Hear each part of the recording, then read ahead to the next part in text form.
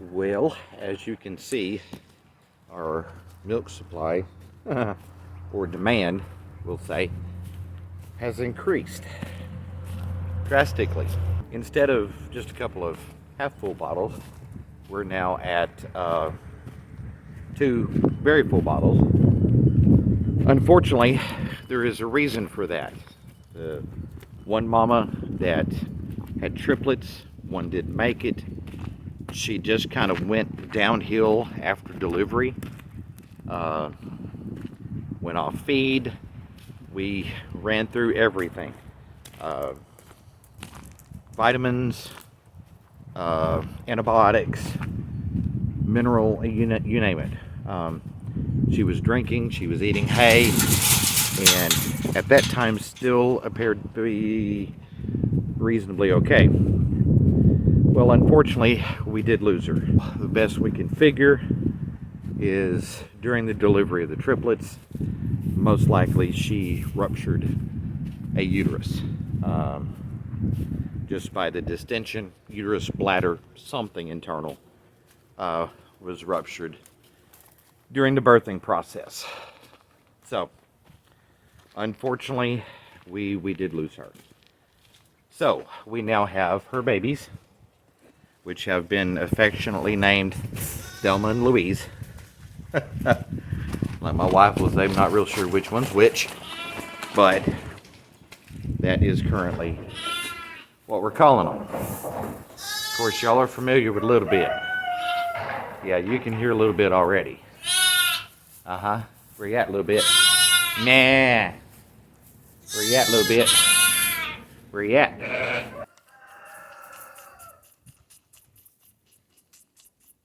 Now, don't be a pig. You have to breathe.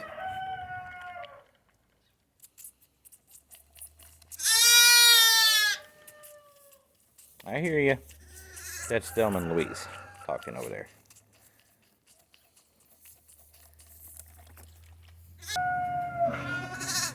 Are you Thelma? Thelma's hungry.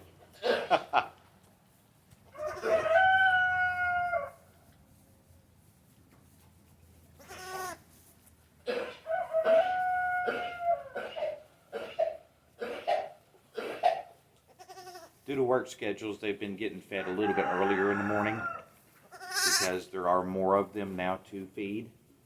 So, being that it's even just 20-30 minutes earlier in the morning makes a difference by lunchtime.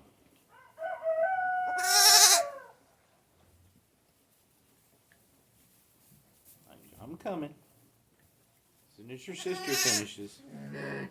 Okay? Since you're the second one, almost always, I guess we'll call you Louise. Okay? You're Louise. Remember that.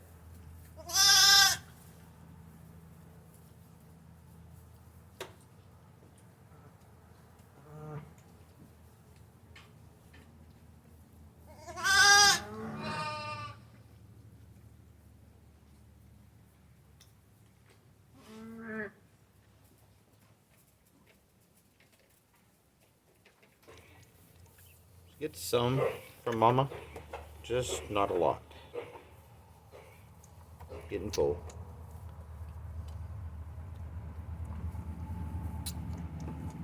Yes, that's your baby. I feel you sniffing around.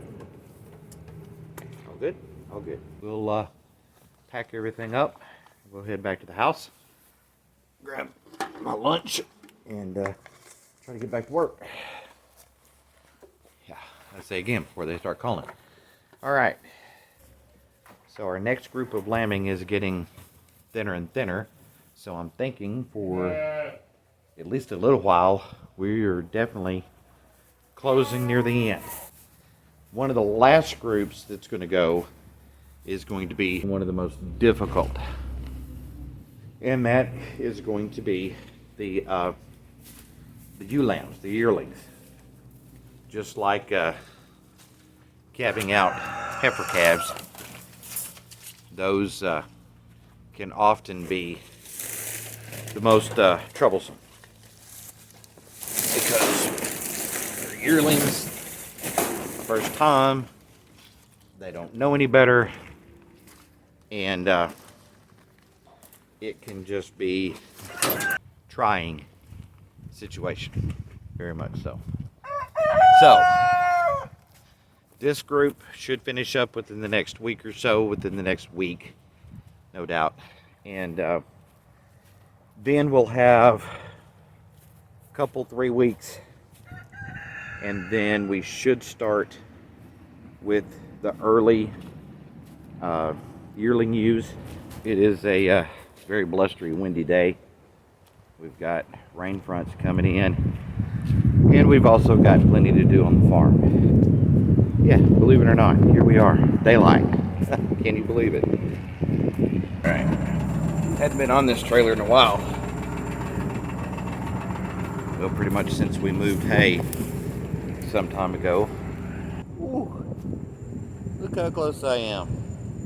No backup camera or anything. Just giving you a little tip.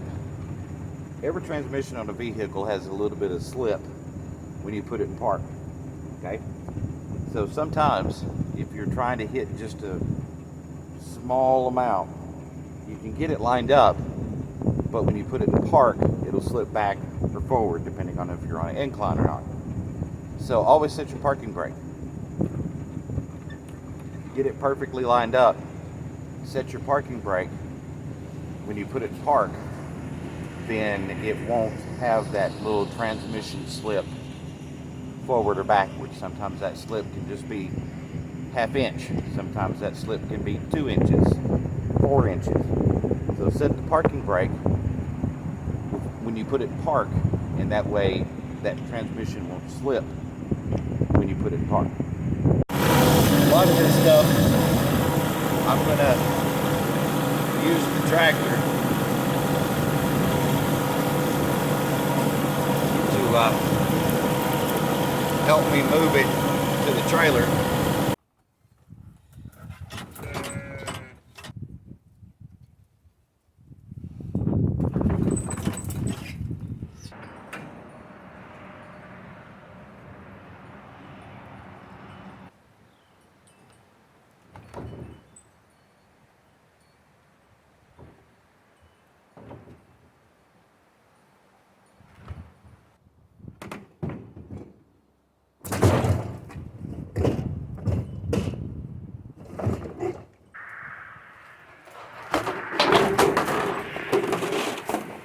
Well, one of the things that is for sure gone is the pellet stove that tried to burn the house down at 3 o'clock in the morning one morning.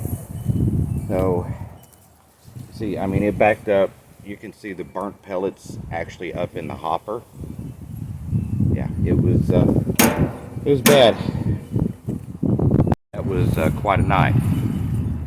Whew. If I had not have suspicioned something was wrong, and kind of stretched out on the couch close to the stove so I could kind of keep an eye on it, I don't know what would have happened. Well, yeah, unfortunately I do.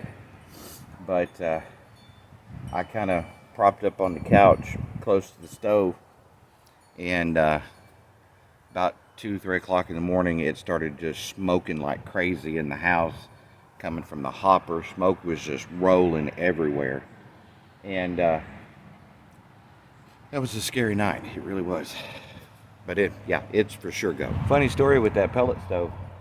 I've had 3 or 4 people, when I told them what happened, say, "Well, you think you could fix it?" Even if I could, why would I want to?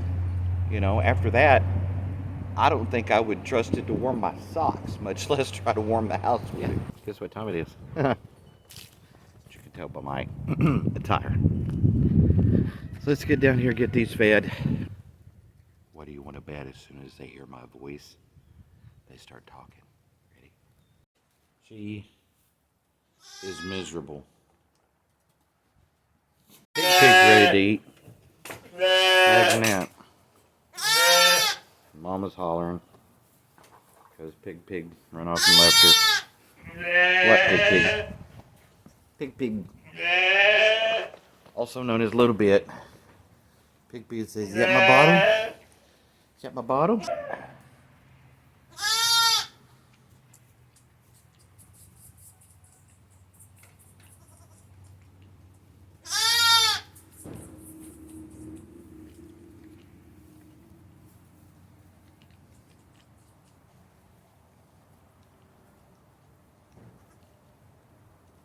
Louise likes to drink a little bit, break a little bit, drink a little bit.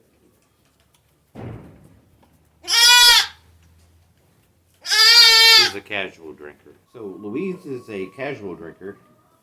Thelma is a teetotaler. Look at her go. Fine,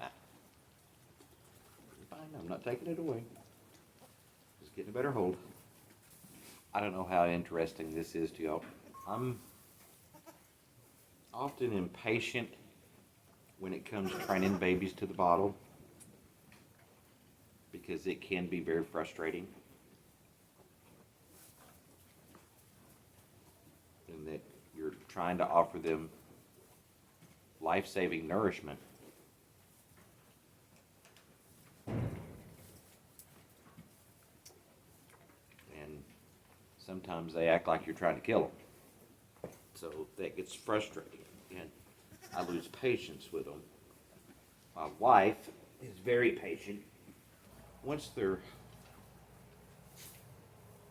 used to the bottle, I don't mind so much because it's not as frustrating. But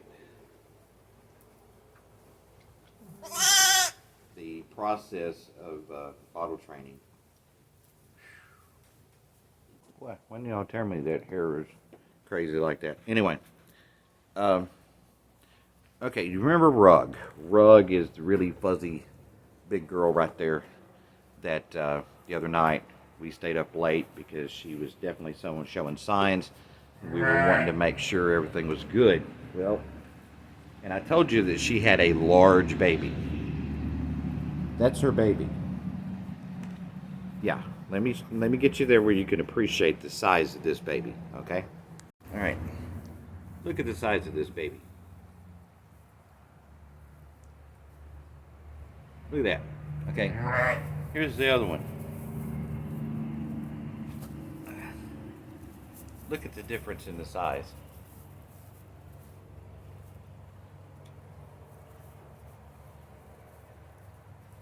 He's 3 times the size of those born about the same time. Look at the size of that boy. Are you curious what I'm doing? Smile. He's like, okay, whatever. Really got started moving. And I already have a water alarm on my fuel. Unfortunately, Silver's always very willing to help. If you know what I mean. Alright, see if that solved our water fuel alarm.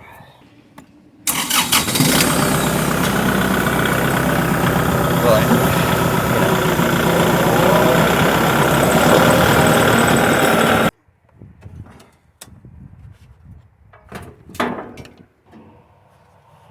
yes, I could get new motors for these, but have you priced those lately? I can often find good used ones for almost the price of the motors.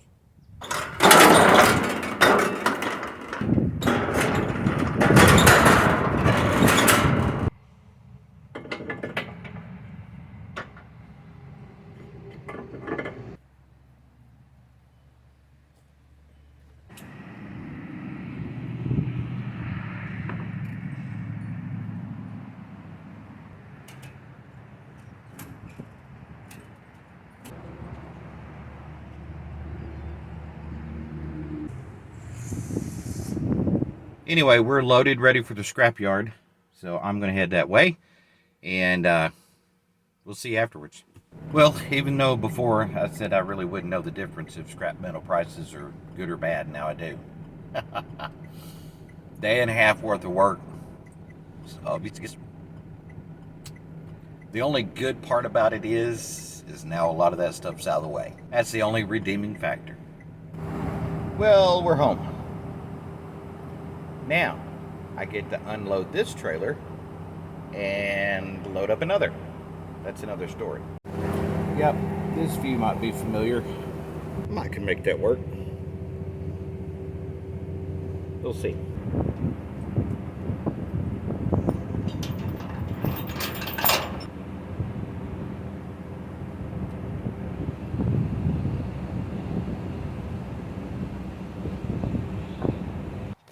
I showed you us being hooked up to the livestock trailer. Told you that we were picking up something different for us, and we did. Look there.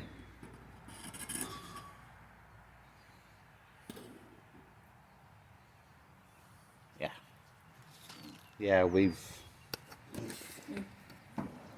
not had pigs here in some time, but had an opportunity, so we went ahead and took advantage of it.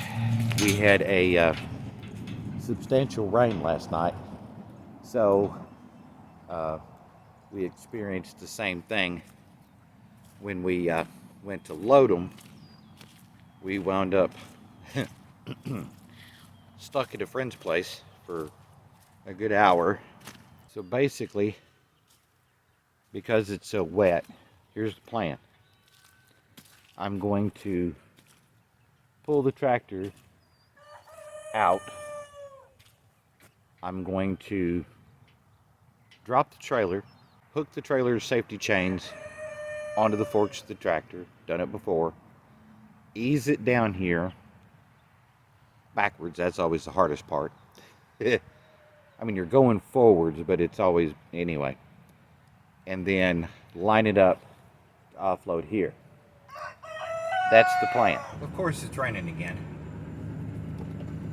Of course.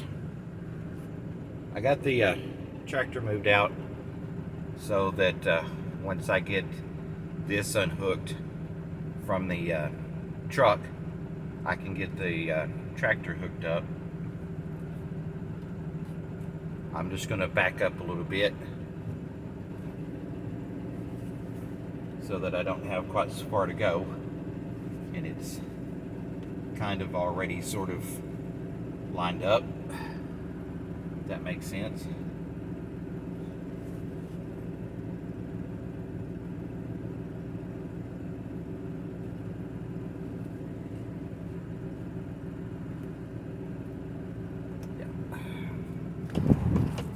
Well, here's what I came up with.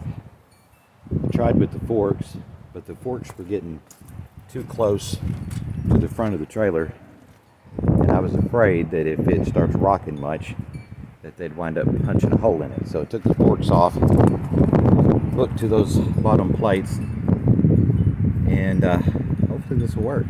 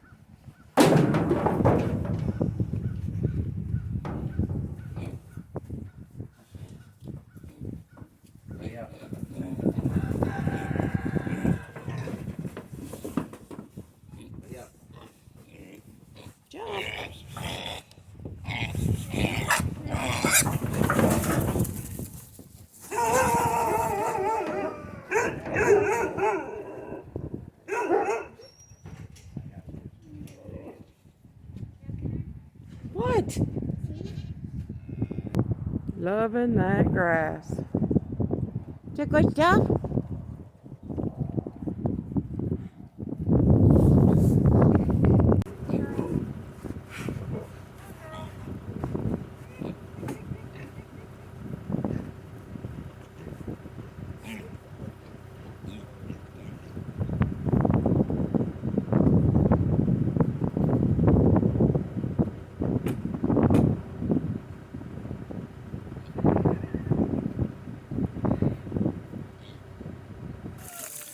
Make them a little slurry for tonight. That water break down the pellets a little bit. So we'll set this up, let it absorb a lot of that water. Well, that didn't go as badly as I was afraid of. It really didn't. So, got it moved in there. Got them turned loose. Let them kind of find their home.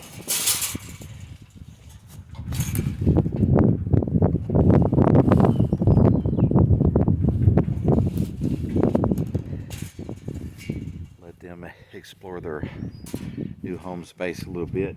Time for a cup of coffee, and then we're probably gonna go ahead and get started feeding. Get that process done.